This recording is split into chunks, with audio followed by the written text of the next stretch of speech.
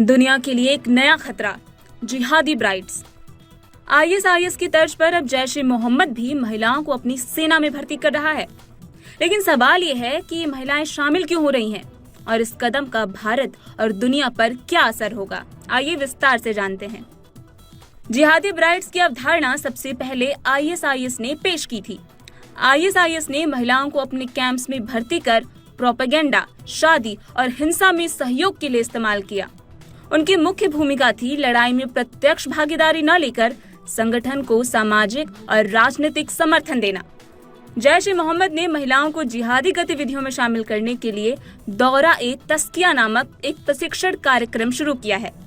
ये ट्रेनिंग बहावलपुर में जैश के मुख्यालय में दी जा रही है। महिला जिहादी विंग और जमात-उल-मोमिनात का उद्देश्य कश्मीर सहित दुनिया भर में इस्लामिक शासन स्थापित करना है। महिलाओं को गैर पुरुषों से संपर्क करने से मना भी किया गया है। जैश सरगना महिलाओं को हिंदुस्तान के खिलाफ कुर्बानी देने के लिए उकसा रहा है।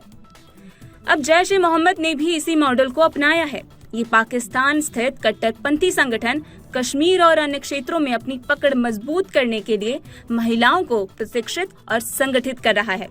इंटेलिजेंस रिपोर्ट के मुताबिक पिछले 2 सालों में जैश-ए-मोहम्मद ने सैकड़ों महिलाओं को भर्ती किया है।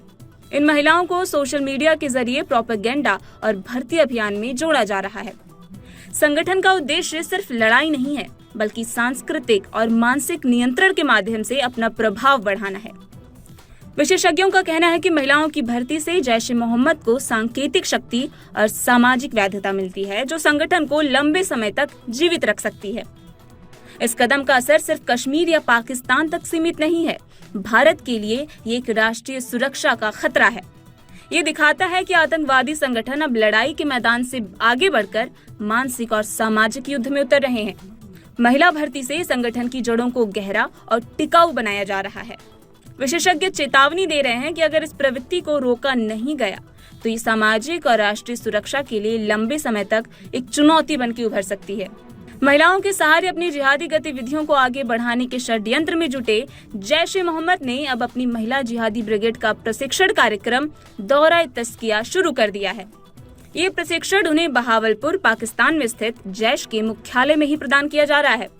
इसमें उन्हें पुरुष आतंकवादियों की तरह ही हथियार चलाने और अन्य हिंसक गतिविधियों का प्रशिक्षण देने के लिए तैयार किया जा रहा है। पुरुष आतंकियों को जब भर्ती किया जाता है तो उनके प्रशिक्षण के पहले कार्यक्रम को दौरा-ए-आम और दौरा-ए-तरबियत कहा जाता है।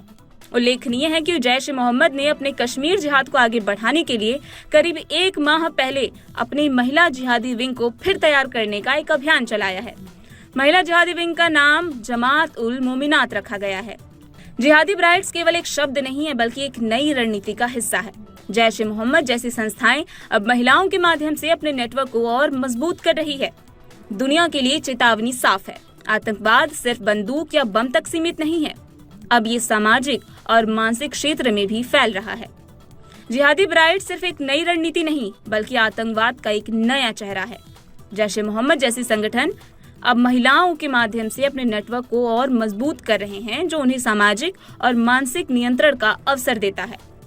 आतंकवाद अब केवल बम और बंदूक तक सीमित नहीं है, ये सोशल मीडिया, प्रोपेगेंडा और मानसिक प्रभाव तक फैल चुका है। हमारी समाज और सुरक्षा एजेंसियों के लिए ये एक सावधानी और सतर्कता का संकेत है।